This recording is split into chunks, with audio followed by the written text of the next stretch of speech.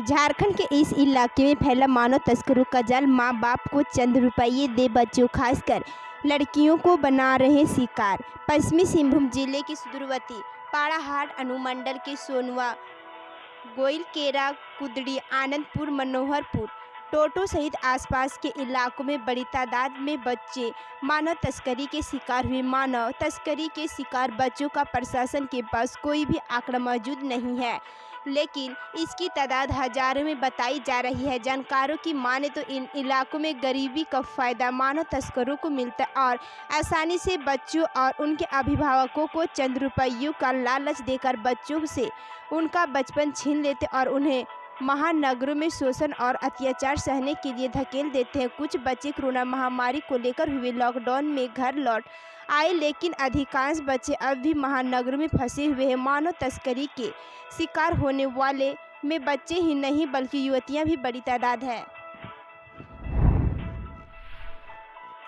JBCCI गठन में अब ज़्यादा देर नहीं, कोल इंडिया ने चिट्ठी भेज यूनियनों से मांगे नाम। जेबीसीसीआई गठन और राष्ट्रीय कोयला वेतन समझौता को लेकर कोल इंडिया प्रबंधन गंभीर है। गुरुवार को कोल इंडिया के महाप्रबंधक AK चौधरी ने ट्रेड यूनियनों को चिट्ठी भेज जेबीसीसीआई सदस्यों के नाम मांगे हैं। अब यूनियनों की ओर से नाम भेजे जाने के बाद जेबीसीसीआई की अधिसूचना जल्दी जारी हो जाएगी। पहले ही कोल इंडिया की ओर से आश्वासन दिया गया कि जेबीसीसीआई की पहली बैठक जून महीने में ही होगी। कोल इंडिया की ओर से BMS एवं HMS से 4-4 नाम सदस्य के तथा 4-4 नाम वैकल्पिक सदस्य के मांगे गए हैं। वहीं C2 एवं ATAC से 3-3 नाम सदस्य व इतने ही वैकल्पिक सदस्य के नाम मांगे गए हैं। पत्र में इंटक का कोई जिक्र नहीं है।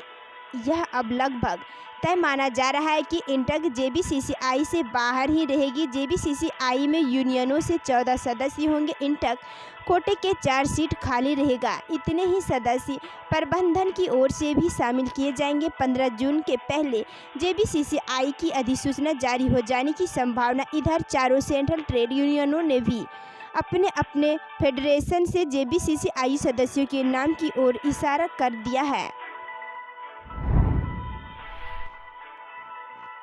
नीति आयोग ने जारी की राज्यों व केंद्र प्रशासित प्रदेशों की रिपोर्ट। विकास में केरल टॉप, बिहार झारखंड वहीं के वहीं।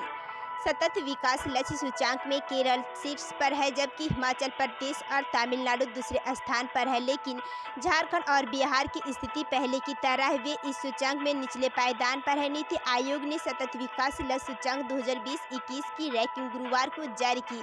केरल 75 अंक हासिल कर टॉपर पर बरकरार रहा, जबकि 74 अंक के साथ हिमाचल प्रदेश व तमिलनाडु को दूसरे, 72 अंक के साथ गोवा, कर्नाटक और उत्तराखंड तीसरे स्थान, 71 अंक के साथ सिक्किम चौथे और 70 अंक हासिल कर महाराष्ट्र 5वें स्थान पर रहा।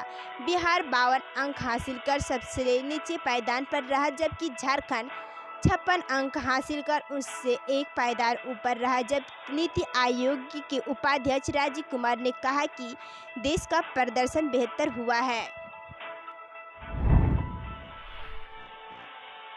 झारखंड बोकारो में पहली बार बड़ी मात्रा में अमेरिकन यूरेनियम की बरामदगी, कीमत 19 करोड़ से ज़्यादा, आतंकी कनेक्शन का अंदेशा। बोकारो के जैन मोड़ व चास में छापेमारी कर पुलिस ने 6 किलो 300 ग्राम अमेरिकन यूरेनियम बरामद किया है। बरामद पैकेट में मेड इन अमेरिका लिखा हुआ था। अंतर्राष्ट्रीय बाजार में इसकी कीमत 19 करोड़ रुपये से ज़्यादा बताई जा रही है। इस मामले में 7 अभियुक्तों को गिरफ्तार किया गया है। झारखंड में इतनी बड़ी मात्रा में यूरेनियम की बरामदगी पहली बार हुई है। NIA की सूचना पर बोकारो पुलिस ने उक्त कार्रवाई की है। यूरेनियम की खरीद बिक्री प्रतिबंधित है। हालांकि पकड़े गए गिरोह का मुख्य सफायर गिरिडीह जिले के निमिया घाट निवासी इसहाक उर्फ मुन्ना अभी पुलिस को गिरफ्तार से दूर है।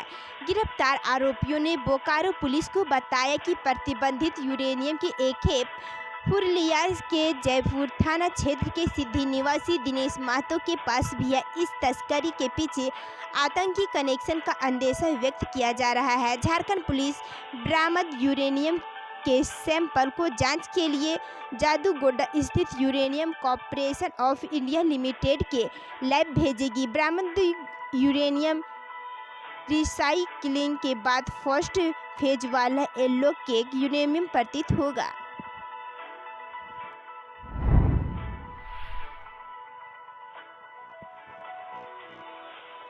झारखंड के सभी प्रमुख शहरों की हवा दूषित, AQI 100 से ऊपर, लेकिन इस जिले का हाल सबसे खराब जलाशय भी प्रदूषित। जंगल झाड़ी के लिए प्रसिद्ध झारखंड की आबोहवा अब बदलने लगी है। यहाँ की प्राकृतिक छटा को नुकसान पहुंचने लगा है। सरकारी आंकड़ों के मुताबिक राज्य में जंगल तो बढ़े लेकिन प्रदूषण भी कम नहीं है। कई जंगल, पहाड़, नदी, नाले, तालाबों का अस्तित्व या तो संकट में है या ये समाप्त हो चुके। स्थिति यह है कि राज्य के लगभग सभी प्रमुख शहरों की हवा मानकों के अनुसार दूषित है। कई जलाशयों का पानी भी शुद्धता के मानकों पर खरे नहीं उतर रहे हैं, वह भी प्रदूषण की चपेट में है। राज्य का वायु प्रदूषण तो कभी कभी राष्ट्रीय औसत के करीब पहुंच जाता है। यहाँ वाहनों की संख्या देश के कई बड़े बड़े जिलों से अधिक है। राज्य की कोयला नगरी का वायु प्रदूषण तो देश में सबसे उच्च स्तर में रहता है। कुछ यही स्थिति ध्वनि प्रदूषण को लेकर भी है। ध्वनि प्रदूषण कानून 1999 में कई प्रावधान किए गए हैं। इसका खुलेआम उल्लंघन लोग करते हैं। वाहनों में प्रेषण हॉर्न को लेकर कोई रोक टोक नहीं है। रात 10 बजे के बाद शादी, पार्टी, फंक्शन में जोरदार आवाज़ में गाना बजाना आम बात है। प्रावधान है कि 10 डेसिबल से अधिक आवाज़ होने से इसकी शिकायत सरकारी अथॉरिटी से कर सकते हैं, लेकिन ऐसी कोई शिकायत सरकार के पास नहीं आई है। CBSE के बाद जैक, मैट्रिक और इंटर की परीक्षा भी रद्द होने के आसार। कोर्ट ने राज्यों की बोर्ड परीक्षा को लेकर कही ये बड़ी बात। झारखंड में भी जैक द्वारा ली जाने वाली मैट्रिक व इंटर की परीक्षा नहीं होने की संभावना बढ़ गई है। राज्य सरकार फिलहाल CBSE द्वारा 12वीं के विद्यार्थियों को प्रमोट किए जाने की प्रक्रिया जारी किए जाने का इंतजार कर रही है। झारखंड में 15 जून तक मैट्रिक व इंटर की परीक्षा पर अंतिम निर्णय लिए जाने की संभावना। अब जब CBSE ने परीक्षा रद्द करने की घोषणा कर दी है तो झारखंड में भी परीक्षा नहीं होने के आसार है। गौरतलब है कि हाई कोर्ट ने कहा कि पहले CBSE को तय करने में मानदंड, फिर राज्यों के मामलों भी देखा जाएगा। गौरतलब है कि CBSE की 12वीं की परीक्षा रद्द होने के बाद झारखंड के 12वीं विद्यार्थियों की बेचैनी बढ़ गई है। लोगों में असमंजस की स्थिति बनी हुई है। झारखंड हाई कोर्ट की तल्ख टिप्पणी, भूमाफिया व अधिकारियों ने मिलकर रांची शहर को बर्बाद कर दिया। झारखंड हाई कोर्ट ने जमीन से संबंधित एक मामले में सुनवाई के दौरान आज गुरुवार को मौखिक रूप से कहा कि भूमाफिया और अधिकारियों की मिलीभगत ने रांची शहर को पूरी तरह से बर्बाद कर दिया है। राज्य के जल स्रोतों और उनके कैचमेंट एरिया में अतिक्रमण को किसी भी हाल में बर्दाश्त नहीं किया जाएगा, चाहे कितने भी भू माफिया और बिल्डर को यहाँ जाना पड़े।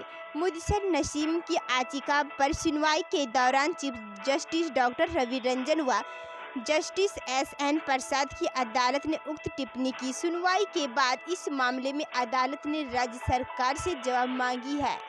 वहीं पृथ्वी से उक्त जमीन के स्वामित्व से संबंधित दस्तावेज अदालत में दाखिल करने का निर्देश दिया है। मामले में अगली सुनवाई 10 जून को होगी। दरअसल मुदस्सिर नसीम ने हाई कोर्ट में याचिका दाखिल कर अरगोड़ा CO की ओर से जारी नोटिस को चुनौती दी है। नोटिस में हाई कोर्ट के आदेश का हवाला देकर हिन्नू नदी के किनारे बने पृथ्वी के घर को तोड़ने की बात कही है। सुनवाई के दौरान प्रार्थी की ओर से अदालत को बताया गया कि 4 साल पहले भी यह मामला हाई कोर्ट में आया था। उस दौरान अदालत ने CEO को दोबारा नोटिस जारी कर उचित आदेश पारित करने का आदेश दिया था, लेकिन CEO की ओर से कोई आदेश पारित नहीं किया गया।